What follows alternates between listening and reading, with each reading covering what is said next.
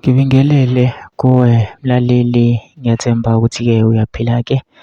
Mina-ke nje engizocela kuwe-ke laphana-ke ukuthi-ke mawukuthi-ke usamusha-ke kulona-ke leli khasi-ke leli-ke noma-ke uyaqala ungena kulona-ke wenze nje okulungile-ke laphana-ke ungixhase-ke ungaphumi-ke ungacindezelanga-ke ibhathini subscribe nje akubizi imali kumahhala nje awukhiphi nesenti-ke elimnyama-ke leli khona uzokwazi phela ukuthi-ke uqhubeke uthole nezinye-ke iy'ndaba-ke eshisa-ke ngizolobe ngikufakela zona-ke kulona-ke ikhasi-ke leli-ke kusukela-ke manje-ke ukuze ungaphuthi izindaba-ke ongakwenza njengamanje ungabe ucindezela-ke ibhathini usubscribe njengamanje-ke.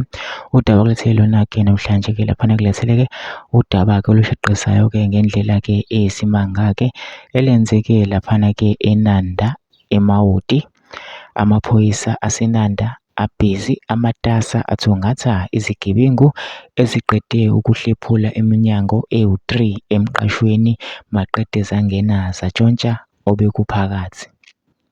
Ngokombiko, lesi sigameko senzeke esifundazweni saKwaZulu-Natal endaweni yaseMawoti eNanda lapho khona izigebengu ezimbili ebezihlomile ngezibhamu zihlephule zagwebulula iminyango ewu-3 emqashweni thizeni kuleya ndawo ebusuku kulelwe zangena ngaphakathi zasabisa iziqashi zaziphuca amafoni nemali.